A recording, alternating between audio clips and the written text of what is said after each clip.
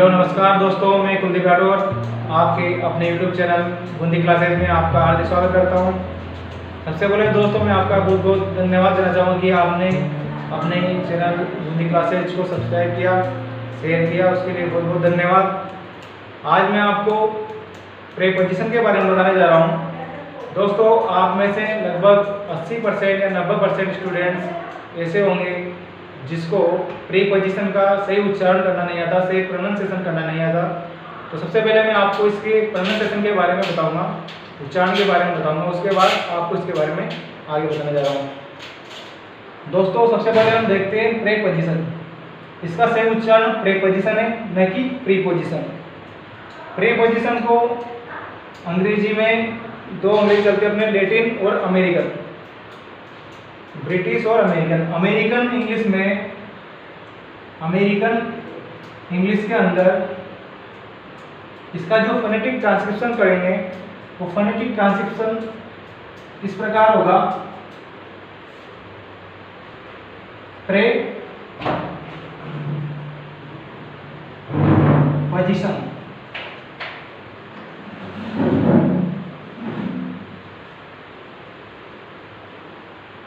इसका phonetic transcription हो जाएगा प्रीपोजिशन अमेरिकन इंग्लिश के अनुसार।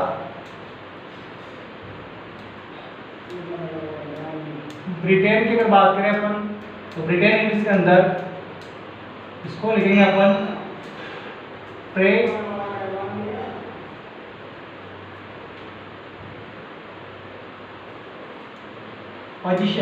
अब इसके अंदर हम जो ए लिखते हैं उसको अपन साइलेंट में मान सकते हैं, वो लिख भी सकते हैं। ये अमेरिकन इंग्लिश के अनुसार प्रीपोजिशन और ब्रिटेन इंग्लिश के अनुसार प्रीपोजिशन, ये इनका फोनेटिक ट्रांसक्रिप्शन हो गया। अब बात करते हैं हम, तीन अपने पास ऐसे प्रीपोजिशन हैं जिनमें अधिकतर हम कंफ्यूज होते हैं, अबव, ओवर और ऑन। दोस्तों, अबव और ओवर का जो हम यूज करते हैं वह ऊंचाई वाली वस्तुओं के लिए भी, अगर दो वस्तु के बीच में अगर दूरी ज़्यादा है तो उनके लिए हम अबव और ओवर का प्रयोग करते हैं, जिनमें एक दूसरे की सतह स्पर्श नहीं होती है।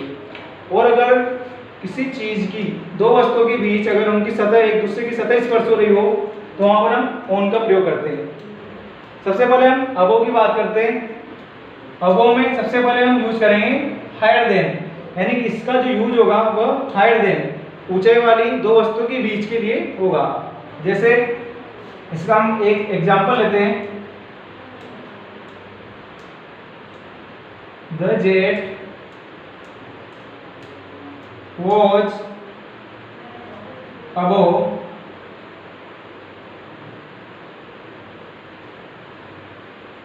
the mountains। देखिए दोस्तों, the jet was above the mountains, यानी कि जेट जो था वो पर्वतों के ऊपर था। Jet was flying।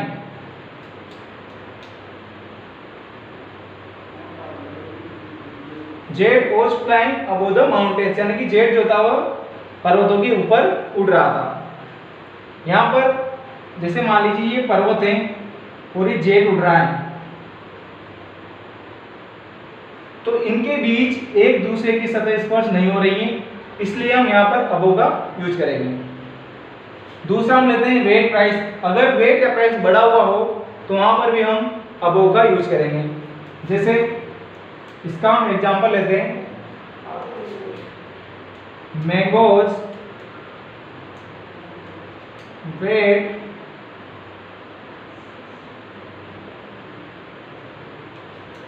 Above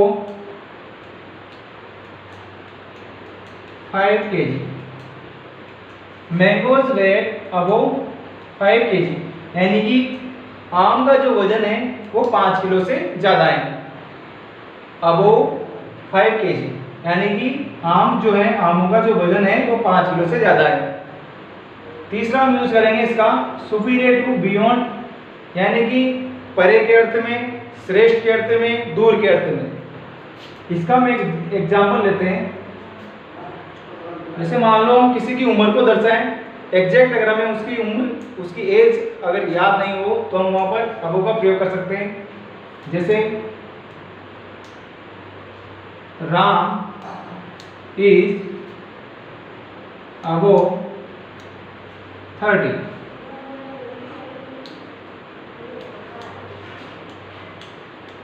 RAM is above 30, यानी कि वो 30 के ऊपर है, यानी कि 30 से अधिक है, वो 30 साल से अधिक है। तो उम्र को दर्शाने के लिए भी हम यहाँ पर अबो का यूज करते हैं। अब चलिए दोस्तों, ओवर में इसका पहला यूज जो करेंगे हम अबो हायर देन, यानी कि हम अबो के स्थान पर ओवर का यूज कर सकते हैं। यहाँ पर भी वही बात है कि हायर देन अगर ऊंचाई ज्यादा हो, जब दो वस्तु के बीच सतह स्पर्श नहीं हो रही हो, तो वहां पर भी हम ओवर का यूज करेंगे। जैसे इसका एग्जांपल देखिए, द स्काई is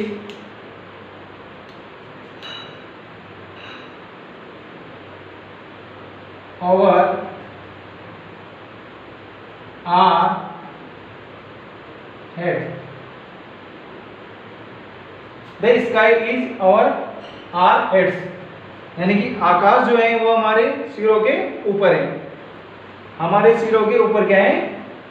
आकाश। यहाँ पर आकाश और अपने सिर के बीच में बहुत स्पेस है, एक दूसरे की सतह को स्पर्श नहीं कर रहे हैं, इसलिए हमने यहाँ पर ओवर का यूज किया। ओवर का यूज हम अबो के स्थान पर भी कर सकते हैं और हायर देन यानी कि ऊंचाई अधिक होने पर भी कर सकते हैं। दूसरा देखिए, कवरिंग। किसी चीज को पूर्णतया ढकने के लिए, उसको कवर करने के लिए हम ओवर का यूज करते हैं। जैसे spread this cloth over the table, spread फैलाओ दिस क्लॉथ, इस कपड़े को, ओवर द टेबल, टेबल के ऊपर। अगर इसे टेबल नहीं लिखना चाहे अपन तो डाइनिंग टेबल लिख सकते हैं, जहां पर अपन खाना खाते हैं, dining table. Spread this cloth over the dining table, यानी कि इस कपड़े को टेबल के डाइनिंग टेबल पर फैलाओ, यानी कि उसे पूर्णतया ऊपर से कपड़े से ढक दो। तो कवरिंग के लिए भी हमने यहाँ पर ओवर का यूज किया। सुपीरियोरिटी इन रैंक और अथॉरिटी, यानी कि पद और सत्ता। राजा महाराजा जो शासन करते थे उस सत्ता की बात कर रहे हैं अपन, तो उनमें सुपीरियोरिटी मतलब सर्वोच्चता दिखाने के लिए, सर्वोच्चता, पद या सत्ता में सर्वोच्चता दिखाने के लिए भी हम ओवर का यूज करते हैं। इसका एक एग्जांपल लेते हैं अपन। आपने अकबर का नाम सुना होगा, मुगल सम्राट अकबर। तो Akbar ruled over a West Empire।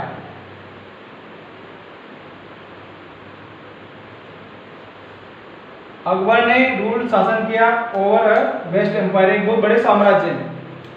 Akbar जो सम्राट था उसने एक बहुत बड़े साम्राज्य में शासन किया, यानी कि उसकी सर्वोच्चता को बताया गया है, इसलिए हमने यहाँ पर ओवर का यूज किया। अब दोस्तों अपन चलते हैं ऑन प्रीपोजिशन की हम बात करें तो ऑन का प्रयोग वहां पर होगा जब कोई वस्तु एक के ऊपर दूसरे के ऊपर रखी हुई हो और एक दूसरे की सतह स्पर्श करे। जैसे हम इसका फर्स्ट एग्जांपल लेते हैं,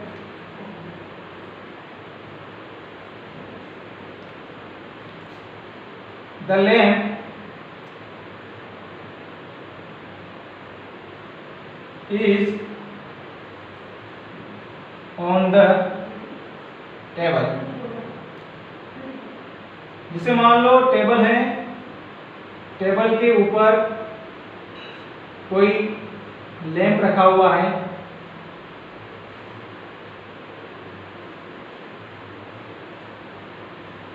ये लैंप इसके ऊपर रखा हुआ है, यानी कि इसकी सतह को स्पर्श कर रहा है।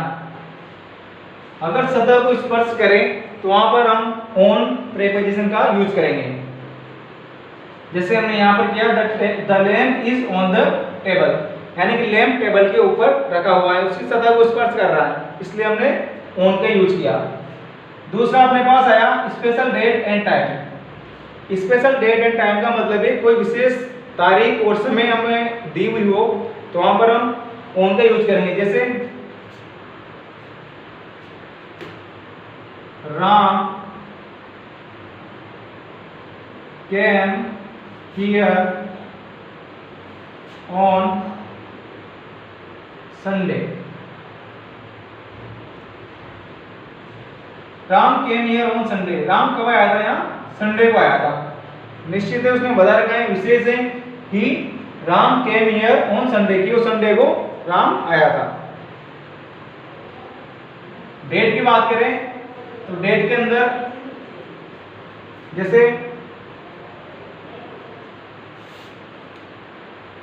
Ravi was born on 25th January 1996। अगर आपको कोई विशेष तारीख दे दें तो वहां पर भी हमें ऑन का यूज करना है। जैसे रवि was born on 25 जनवरी 1996, यानी कि रवि का जन्म जो है वो 25 जनवरी 1996 को हुआ था। विशेष तारीख है इसलिए हमने यहाँ पर ऑन का यूज किया। अब देखिए दोस्तों, अपने पास तीसरा है एंगेजमेंट। इसका मतलब होता है व्यस्तता। व्यस्तता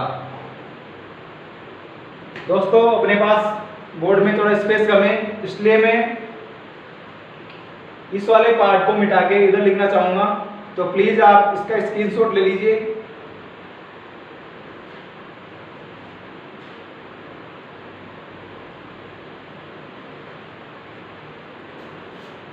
हम बात कर रहे थे एंगेजमेंट की, यानी कि व्यस्तता की। दोस्तों मैं इसे मिटा रहा हूं, यहां पर अपने ऑन का अगला यूज लिखने जा रहा हूं। ऑन पोजीशन चल रहा है हमने। एंगेजमेंट व्यस्तता, जैसे मान लो कोई आदमी किसी कार्य में व्यस्त हो, कोई आदमी किसी कार्य में व्यस्त हो। जैसे इसका मैं एक एग्जाम्पल लेता हूं। He is on leave today. He is on leave today, यानी कि वो आज अवकाश पर हैं, वो आज अवकाश पर हैं, यानी कि वो किसी काम में व्यस्त हैं और दूसरे काम में, इसलिए वो आज वो छुट्टी पर है। इसलिए हमने यहाँ पर व्यस्त होने के कारण हमने ऑन का यूज किया। इसके बाद अगला देखिए अपने पास डिपेंडेंस, यानी कि निर्भरता। जब कोई व्यक्ति किसी चीज पर निर्भर होता है, जब कोई व्यक्ति किसी चीज पर निर्भर होता है तो वहां भी हम किसका यूज करेंगे? ऑन का। इसका एक एग्जाम्पल देखिए। Rakesh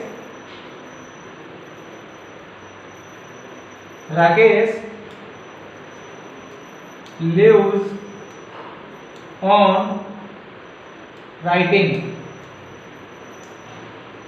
Rakesh lives on writing, यहाँ lives का मतलब है उसकी आजीविका मान लीजिए, उसका जीवन यापन मान लीजिए कि राकेश का जो जीवन यापन है वो किससे होता है? लेखन से। राइटिंग का मतलब है लेखन, लेखन कार्य। वो किस पर निर्भर करता है? लेखन कार्य पर निर्भर करता है, यानी उसकी जीविका किससे चल रही है? लेखन से। इसलिए यहाँ पर निर्भर होने के कारण हमने ऑन प्रीपोजिशन का यूज किया। तीसरा देखिए अगला फ्रेज। अब देखो फ्रेज का मतलब होता है मुहावरा, लोकोक्तियां। आइडम फ्रेज आपने सुना होगा, उसका मतलब होता है मुहावरा और लोकोक्तियां। अब हम यहाँ पर कुछ फ्रेजेस दे रखिए, फिक्स फ्रेजेस है, उनके आगे ऑन का यूज होगा। पहली फ्रेज में लेता हूं ऑन पर्पज। ऑन पर्पज ये फिक्स फ्रेज है, इसके आगे ऑन का ही यूज होगा। इसका अर्थ होता है जानबूझकर। जानबूझकर, जिसे हम इंग्लिश में डेलिबरेटली भी बोलते हैं। डेलिबरेटली मतलब जानबूझकर। इसका मैं एक एग्जाम्पल लेके बता रहा हूं आपको। He did it on purpose.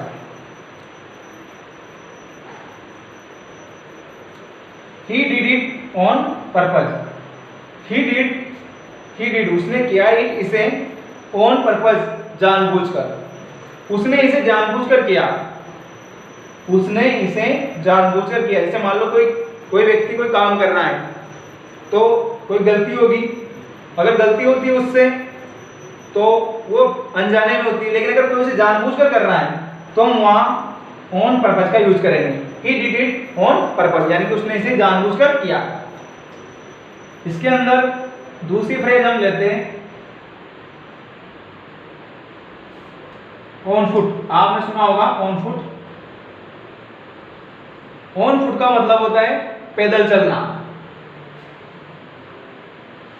पैदल, जब हम बिना किसी साधन के चलते हैं, पैदल अपने पैरों से चलते हैं, तो उसे हम ऑन फुट बोलेंगे। जैसे इसका एक एग्जांपल लिखते हैं हम। दोस्तों मैं इसे मिटाने जा रहा हूं, इसका स्क्रीनशॉट ले लीजिए।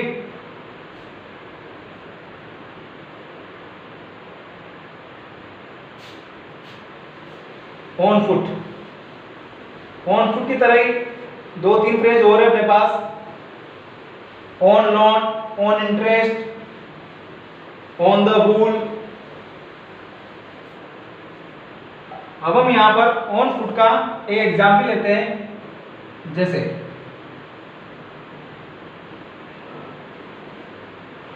सी कैम हियर ऑन फुट। सी व केम आई हियर, यहां ऑन फुट। वो यहां पर कैसे आई? पैदल आई। कैसे आई? वो यहां पर पैदल आई। तो पैदल चलने के लिए हम ऑन फुट का यूज करेंगे। यहां पर ऑन फिक्स प्रीपोजिशन है, इसके साथ फुट के साथ ऑन ही आएगा। तीसरी फ्रेज का हम बात करते हैं ऑन लोन। और फोर्थ जो फ्रेज है अपने पास on interest. On interest, on interest. दोनों का हम एक ही एग्जांपल लेते हैं, उसके माध्यम से इसको समझते हैं। दे lend money on interest।